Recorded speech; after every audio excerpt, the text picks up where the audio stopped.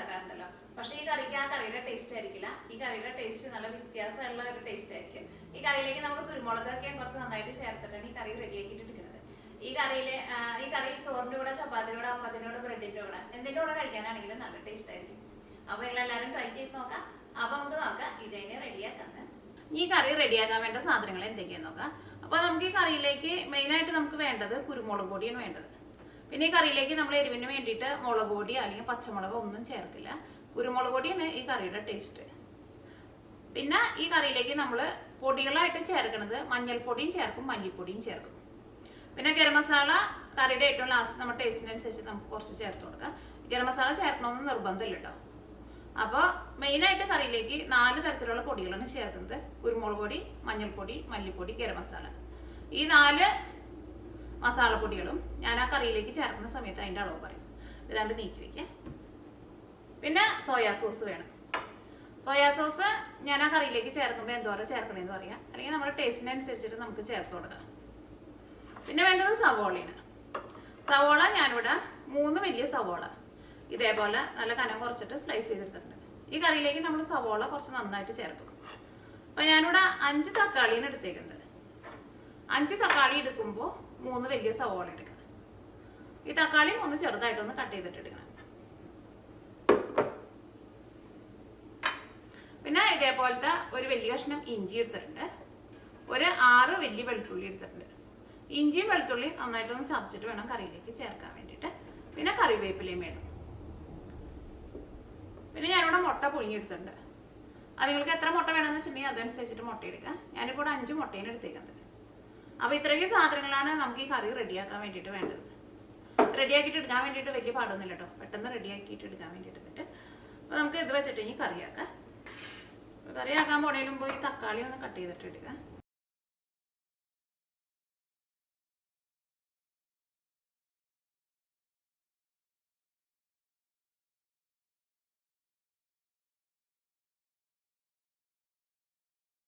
അപ്പോൾ ഇത് കറിയാക്കാൻ പോണതിന് മുമ്പ് എൻ്റെ മല്ലി പൊടിച്ചത് തീർന്നിരിക്കുക. അപ്പോൾ ഞാനിവിടെ മല്ലി പൊടിച്ചെടുക്കാൻ വേണ്ടിയിട്ട് പോവാണ്. പിന്നെ മുഴുവനായിട്ടുള്ള മല്ലിയാണ് എടുത്തേക്കുന്നത്. അപ്പോൾ നല്ല വെയിലൊക്കെ ഉണ്ടെന്ന് വെച്ചിട്ടുണ്ടെങ്കിൽ ആ മല്ലി നിങ്ങളൊന്ന് കഴുകിയിട്ട് ഉണക്കി എടുത്ത് വയ്ക്കുക അങ്ങനെ. പിന്നെ മല്ലി മിക്സിയിലിട്ടിട്ട് പൊടിക്കാൻ പോണതിന് മുമ്പ് മല്ലി ചൂടാക്കണ്ട കേട്ടോ. ചൂടാക്കിയിട്ടുണ്ടെങ്കിൽ ആ മല്ലിയുടെ ശരിക്കുള്ള ടേസ്റ്റ് കിട്ടില്ല. ഞാനപ്പോൾ സാധാരണ മല്ലി ചൂടാക്കാറില്ല. ഇത് മിക്സിയിലേക്ക് ഇടാം. ഇവിടെ നന്നായിട്ട് വെയിലായിട്ടില്ല. അപ്പോൾ അതുകൊണ്ട് തന്നെ ഇത് കഴുകിയിട്ടുണ്ടെങ്കിൽ പിന്നെ ഇത് ഉണങ്ങി കിട്ടാൻ വേണ്ടിയിട്ട് ഭയങ്കര പാടായിരിക്കും. അപ്പോൾ ഞാനിത് നന്നായിട്ടൊരു തുണിയിലിട്ടിട്ട്, നനഞ്ഞ തുണിയിലിട്ട് നന്നായിട്ട് തുടച്ച് എടുത്ത് വെച്ചിട്ടുണ്ടായിരുന്നതാണ്. അപ്പോൾ ഇതൊന്ന് നല്ല ഡ്രൈ ആയിട്ടുണ്ട്.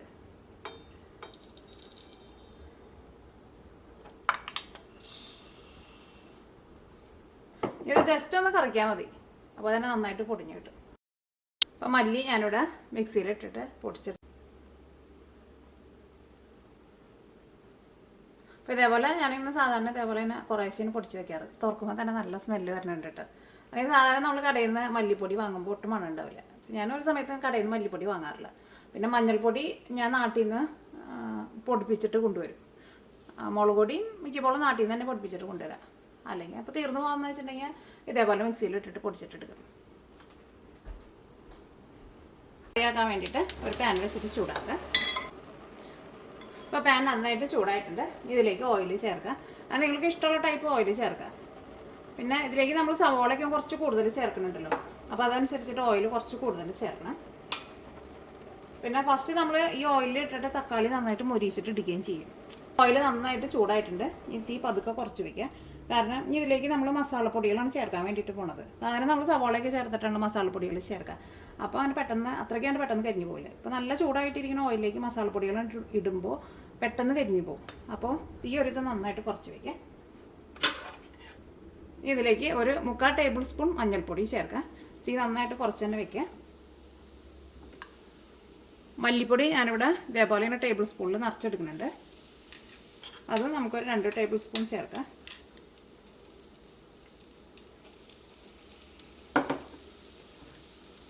ഇതിലേക്ക് കുരുമുളക് പൊടി ചേർക്കുക. അതും ഞാനിവിടെ ടേബിൾ സ്പൂണിൽ ഇതേപോലെ ഇങ്ങനെ നിറച്ചെടുക്കുന്നുണ്ട്.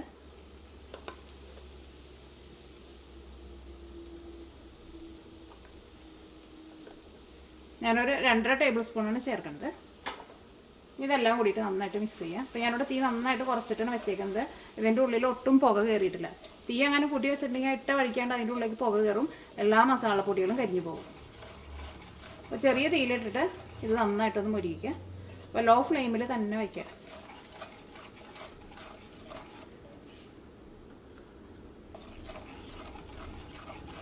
അപ്പോൾ ഈ 3 മസാലപ്പൊടികളും ഇതിനകത്ത് കിടന്നിട്ട് നന്നായിട്ട് മുരിഞ്ഞിട്ടുണ്ട്. ഇനി ഇതിലേക്ക് തക്കാളിയാണ് ചേർക്കാൻ വേണ്ടിയിട്ട് പോണത്.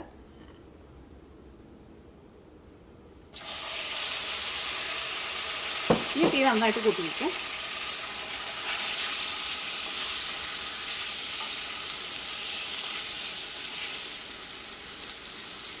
ഇതിലേക്ക് ആവശ്യത്തിന് ഉപ്പ് ചേർക്കാം.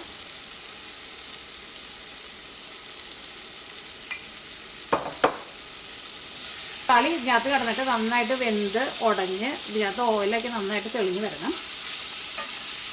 അത് കഴിഞ്ഞിട്ടാണ് ഇതിലേക്ക് നമ്മൾ ഇഞ്ചിയും വെളുത്തുള്ളിയും സവോളയൊക്കെ ചേർക്കുള്ളൂ. അപ്പോൾ തക്കാളി ഇതേപോലെ ഇങ്ങനെ ഈ കുരുമുളക് കുറേ ചേർത്തിട്ടുണ്ടല്ലോ, അപ്പോൾ ഇതിനകത്ത് കിടന്നിട്ട് വെന്ത് വന്നു കഴിയുമ്പോൾ നല്ല ടേസ്റ്റ് ആയിരിക്കും. ഇനി ഞാനിവിടെ തീ പതുക്കെ ഒന്ന് കുറച്ചിട്ട് മൂടി വയ്ക്കാൻ വേണ്ടിയിട്ട് പോകണം. ഇടയ്ക്കൊന്ന് ഇളക്കിയിട്ട് കൊടുക്കണം. അപ്പോൾ ഇഞ്ചിയും വെളുത്തുള്ളി ഒന്ന് ചതച്ചെടുക്കാം. അപ്പോൾ ഇത് ഞാനിവിടെ മൂടി വെച്ചിട്ട് ഒരു 2 മിനിറ്റ് ആയിട്ടുണ്ട്. മൂടി ഒന്ന് ഇളക്കിയിട്ട് കൊടുക്കാം.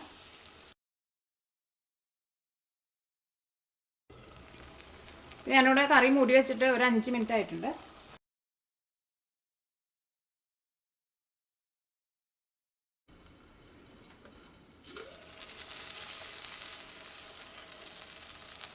ഇപ്പോൾ തക്കാളിയൊക്കെ നന്നായിട്ട് വെന്ത് ഉടഞ്ഞിട്ടുണ്ട്.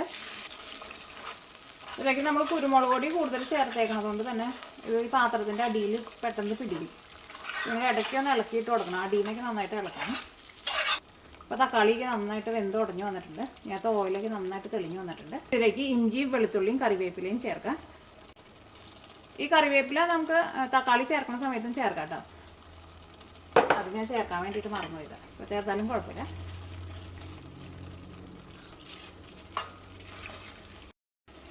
ഇതിലേക്ക് സവോളയും ചേർക്കാം.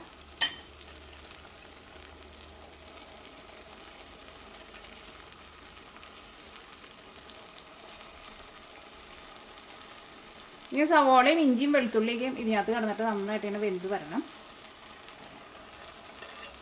അപ്പോൾ നമ്മൾ അതനുസരിച്ചുള്ള ഓയിൽ നമ്മൾ ഫസ്റ്റ് തന്നെ ചേർക്കണം.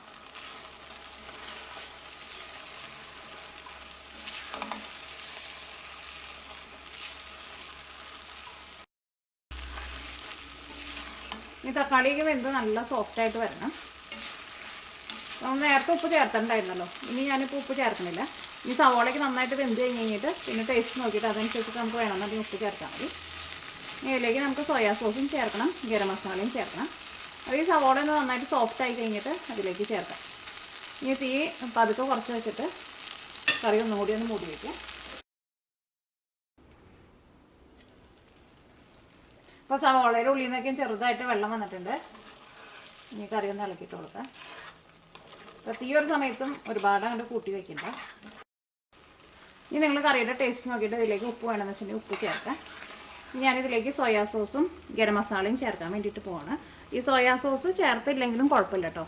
അത് നിങ്ങൾക്ക് വേണമെന്നുണ്ടെങ്കിൽ മാത്രം ചേർത്താൽ മതി. സോയാ സോസ് ചേർത്തില്ലെങ്കിലും കറിക്ക് നല്ല ടേസ്റ്റ് ഉണ്ടാവും. അപ്പോൾ നിങ്ങൾക്ക് അതിൻ്റെ ടേസ്റ്റ് ഇഷ്ടമാണെന്ന് വെച്ചിട്ടുണ്ടെങ്കിൽ കുറച്ച് സോയാ സോസ് നിങ്ങളുടെ ടേസ്റ്റിനനുസരിച്ചിട്ട് ചേർത്ത് കൊടുക്കുക. കാരണം ഈ കുരുമുളകിൻ്റെയും പിന്നെ സോയാ സോസിൻ്റെ ടേസ്റ്റും കൂടി വന്നു കഴിയുമ്പോൾ രണ്ടിൻ്റെയും ടേസ്റ്റ് നല്ല ടേസ്റ്റായിട്ട് വരും. ഞാൻ അതിലേക്ക് ഇതേപോലെ ഇങ്ങനെ ഒരു ടേബിൾ സ്പൂണാണ് ചേർക്കുന്നത്. അതിന് കൃത്യമായിട്ടൊരു അളവില്ല കേട്ടോ. ഫസ്റ്റ് നമ്മൾ കുറച്ചിങ്ങനെ ചേർക്കുക. അത് കഴിഞ്ഞിട്ട് മിക്സ് ചെയ്ത് കഴിഞ്ഞിട്ട് ടേസ്റ്റ് നോക്കിയിട്ട് അതനുസരിച്ചിട്ട് ചേർക്കുക. ഇനി നിങ്ങൾക്ക് സോയാ സോസിൻ്റെ ടേസ്റ്റ് കുറച്ചും കൂടി വേണമെന്ന് വെച്ചിട്ടുണ്ടെങ്കിൽ അതനുസരിച്ചിട്ട് കുറച്ചും കൂടി ചേർത്ത് കൊടുക്കുക. പിന്നെ ഗരം മസാല ആയിരുന്നാലും ഗരം മസാല ഇപ്പോൾ ഇതിലേക്ക് നമ്മൾ കുരുമുളകിൻ്റെ ഒരു ടേസ്റ്റാണ് ശരിക്കും ഇതിനകത്ത് ഇങ്ങനെ മുന്നിട്ട് നിൽക്കുക. അപ്പോൾ നമുക്ക് ഗരം മസാല വേണ്ടാന്ന് വെച്ചിട്ടുണ്ടെങ്കിൽ ഗരം മസാല ചേർത്തില്ലെങ്കിലും കുഴപ്പമില്ല. അപ്പോൾ ഈ ഗരം മസാലയും പിന്നെ ഈ സോയാ സോസും അത് രണ്ടും നമുക്ക് ഓപ്ഷണലാണ്. അപ്പോൾ വേണമെന്നുണ്ടെങ്കിൽ മാത്രം ചേർത്താൽ മതി. ഞാൻ കറിയുടെ ടേസ്റ്റ് നോക്കട്ടെ.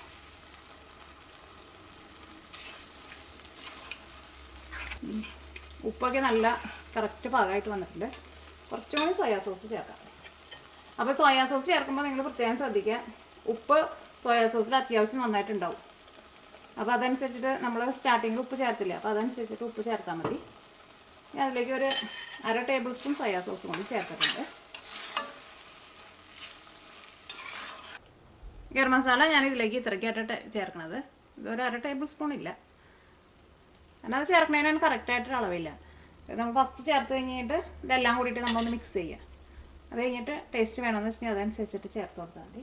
കാരണം നമ്മൾ പലരും എടുക്കുന്ന ഗരം മസാലയ്ക്ക് പല ടേസ്റ്റ് ആയിരിക്കും. നമ്മൾ ഫ്രഷ് ആയിട്ട് പൊടിച്ചിട്ട് എടുക്കുമ്പോൾ കുറച്ചും കൂടി നല്ല സ്ട്രോങ് ആയിട്ടിരിക്കും. പക്ഷെ നമ്മൾ കടയിൽ നിന്ന് റെഡിമെയ്ഡായിട്ട് വാങ്ങുന്നതിന് ചിലപ്പോൾ അത്രയ്ക്ക് അങ്ങോട്ട് ഒരു ടേസ്റ്റ് കുറച്ച് കുറയില്ല.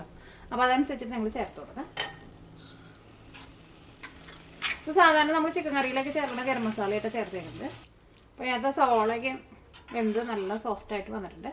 ഇതിലേക്ക് കുറച്ച് നാരങ്ങ നീരും ചേർക്കാം, നമ്മുടെ പുളിക്കനുസരിച്ചിട്ട്. അതേപോലെ കുറച്ച് നട്ട് ചേർത്ത് കൊടുക്കും.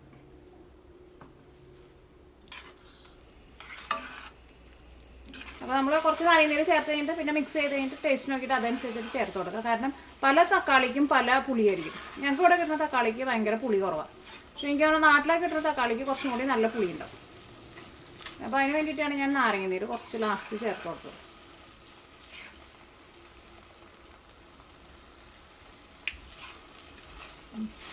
ഇപ്പോൾ കറിയിൽ അത്യാവശ്യം നല്ല പുളിയൊക്കെ ഉണ്ട്, നല്ല ടേസ്റ്റ് ഉണ്ട്, അത്യാവശ്യം നല്ല എരിവും ഉണ്ട്. ഈ കറിയിലേക്ക് നമുക്ക് പുഴുങ്ങി വെച്ചേക്കണ മുട്ട ചേർക്കാം.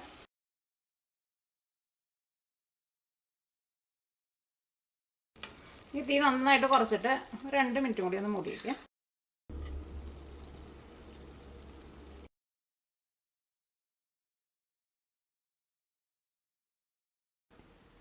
ഇപ്പോൾ നമ്മുടെ കുരുമുളക് ഇട്ടിട്ട് വറുത്തെടുത്ത തക്കാളി മുട്ടക്കറി റെഡി ആയിട്ടുണ്ട്. ഈ കറി ചോറിൻ്റെ കൂടെ, ചപ്പാത്തിയുടെ കൂടെ, ബ്രെഡിൻ്റെ കൂടെ, എന്തിൻ്റെ കൂടെ കഴിക്കാനാണെങ്കിലും നല്ല ടേസ്റ്റ് ആയിരിക്കും. ഇത് സാധാരണ നമ്മൾ തക്കാളി മുട്ടക്കറി വെക്കുന്ന ഒരു ടേസ്റ്റ് ആയിരിക്കില്ല കേട്ടോ. ഈ കറിയുടെ ടേസ്റ്റിന് നല്ല വ്യത്യാസമുണ്ട്. നിങ്ങൾക്ക് എല്ലാവർക്കും എന്തായിരുന്നാലും നല്ല ഇഷ്ടമാവും. നിങ്ങളെല്ലാവരും ട്രൈ ചെയ്ത് നോക്കാം.